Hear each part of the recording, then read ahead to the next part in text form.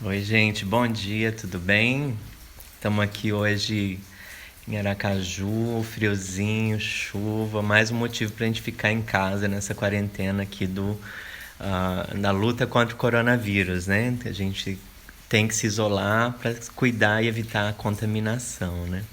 E eu queria fazer algumas palavras sobre isso, sobre a questão do vírus, que me chamaram bastante atenção, assim, sobre um pouco desse comportamento humano e especialmente nossa cultura aqui no Brasil, né? Ah, eu sou professora universitária e tinha algumas viagens marcadas a trabalho e foi bem interessante porque alguns colegas que são especialistas nessa área médica, nessa área de prevenção de doenças, já fundaram um comitê dentro da universidade, começou a gerir o cuidado para com os demais e de cara já proibiram as viagens, de cara já criaram algumas normativas que tratavam do nosso isolamento. E isso foi muito importante para mim, né? Porque a minha área de pesquisa é educação, então se eu não tivesse orientação dos colegas cientistas, talvez eu tivesse me exposto aí a uma contaminação. Além disso, também cancelei minhas férias, que seriam agora início de abril, para visitar meus pais, que moram em Mato Grosso, até porque eles são idosos e eu não poderia correr o risco de é, viajar para lá e acabar levando para a comunidadezinha onde eles vivem o vírus ou enfim, né, uma contaminação, alguma coisa assim. Porque a gente sabe que os aeroportos são pontos assim onde circulam muitas pessoas e isso pode facilitar as contaminações, né? Mas o que eu queria comentar com vocês aqui, que foi interessante quando começa essa discussão do coronavírus, foi que eu estava, por exemplo, né, conversando em um aplicativo desses de redes sociais, enfim, com um rapaz, e quando eu disse a ele que eu era mulher trans, automaticamente ele virou para mim: por isso que esses vírus estão chegando, por isso que essas coisas estão chegando. Eu falei: mas por quê? Aí ele disse assim: porque agora é homem querendo beijar homem, é mulher querendo beijar mulher, é homem querendo virar mulher, mulher querendo virar homem, e isso é castigo divino, né, por conta do que vocês estão fazendo. Aí eu falei para ele: meu amigo, eu acho que aquilo que eu faço na minha intimidade não tem nada a ver com o vírus, né, e muito menos com o coronavírus. Mas eu me sinto responsável, sim, por esse vírus, até porque eu sou uma das pessoas que tem causado bastante danos ambientais ao nosso planeta, assim como você, e assim como a maioria de nós, né? Todos nós praticamente. Então, assim, um vírus ele vai aparecer quando a gente gera desequilíbrios ambientais, né? Então, ele está ali numa cadeia de interação com outros organismos, onde provavelmente ele já evoluiu para um ponto de não prejudicar esses organismos, mas à medida que a gente desmata, à medida que a gente toma esses ambientes onde estão esses outros organismos, eles tendem a se desagregar e a buscar outros hospedeiros. Então, quando um vírus, por exemplo, ataca o ser humano, é porque ele teve contato recente com esse ser humano. E à medida que a gente vai passar alguns séculos aí, ele vai evoluindo a ponto de se tornar um hospedeiro não prejudicial. Então, nosso contato é recente com esse coronavírus, né, provavelmente, e por isso mesmo ele tem gerado alguns danos a nós. E aí a grande polêmica também que vem aí é se esses danos são graves ou não, né? Então, uma das discussões é: mas não é um vírus letal. Bom, a gente tem visto que há sim muitas mortes associadas ao coronavírus. O cálculo de letalidade coloca ele como um vírus que tem baixa letalidade, né, baixa possibilidade de matar seu hospedeiro. Contudo, a gente sabe que ele é muito veloz na propagação.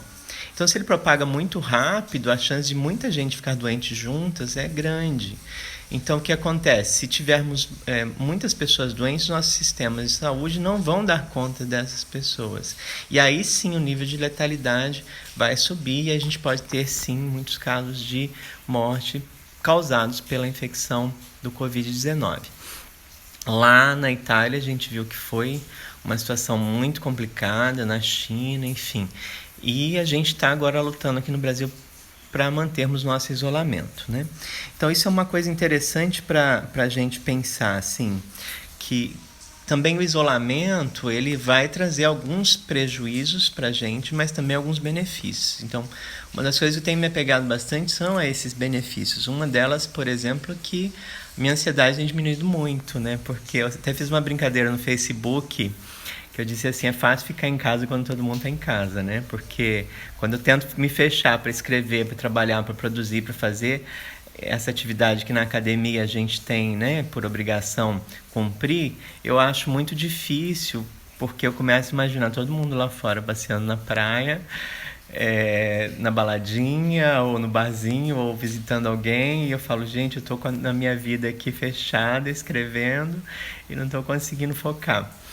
E eu acho que é um momento importante para a gente aprender também a construir esse foco e refletir sobre essa ansiedade que a gente constrói, né, quando a gente está em uma situação de isolamento, pensando naquilo que está acontecendo lá de fora, né? Então a gente tem que aproveitar esse momento que aparentemente é de solidão para construir a nossa solitude, né? Que é esse amor para estarmos conosco mesmo, nos desvincularmos mesmo a esses outros que estão lá fora no momento que nós estamos cuidando de nós, da nossa produção, do nosso processo criativo, né? E eu falo processo criativo porque também não faço só atividades acadêmicas, eu também faço arte, né? Sou artista plástica, enfim, e eu gosto muito também desse trabalho de pintura, de quadros, de pintura em tela, e isso também exige um pouco de isolamento, um pouco de reflexibilidade, né? Um pouco de estar junto comigo mesma, né?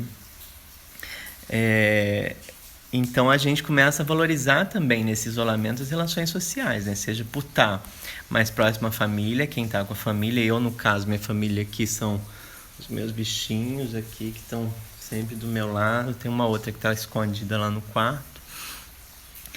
E ao mesmo tempo que a gente está longe da família, está longe dos amigos e a gente está mantendo esse contato mais de maneira virtual, a gente começa também a refletir sobre a importância dessas relações que a gente estabelece e como por vezes a gente está junto com as pessoas e não está junto com elas, né?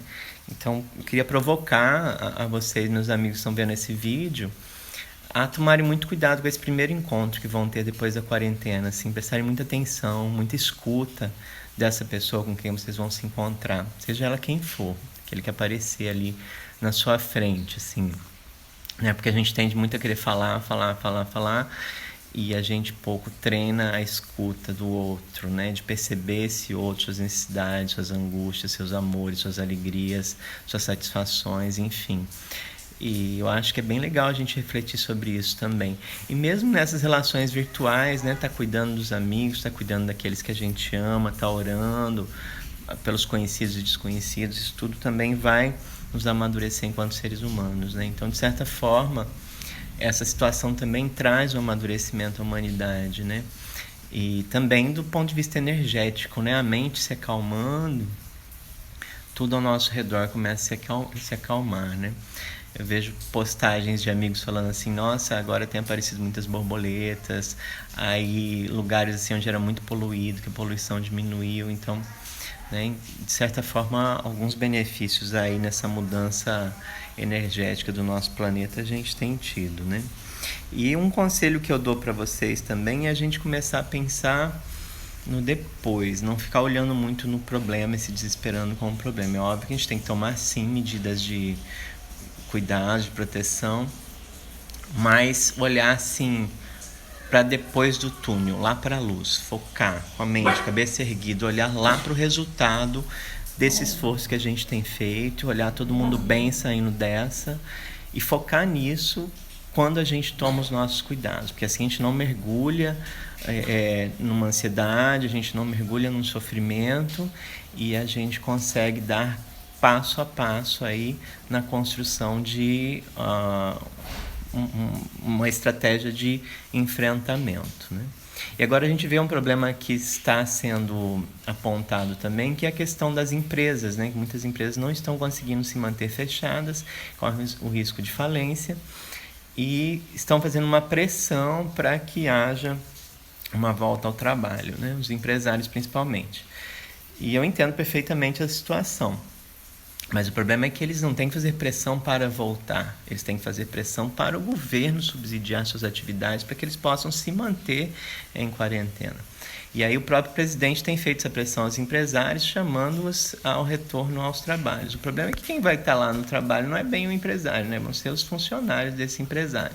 Então, é muito mais sensato eu pressionar o governo para que me dê um subsídio do que eu pressionar meu funcionário para que arrisque a própria vida, né? Então, a gente está falando muito mais de vidas do que de economia. Então, a gente tem que tomar muito esse cuidado. Se vocês analisarem, saiu esses dias uma reportagem da BBC News Brasil dizendo que a Alemanha investiu 37% do PIB no enfrentamento do coronavírus, especialmente no que eles chamam de de financiamento de gastos sociais, né? Então, que são esses desgastes que a gente tem pelo fato de estar em quarentena. Tanto da população mais frágil e carente, quanto da população que tem aí seus negócios e suas atividades. 37% do PIB da Alemanha é muito dinheiro.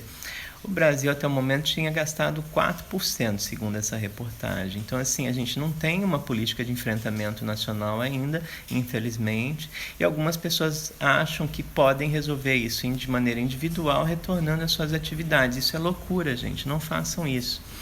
Isso segundo o chamado do próprio chefe da nação.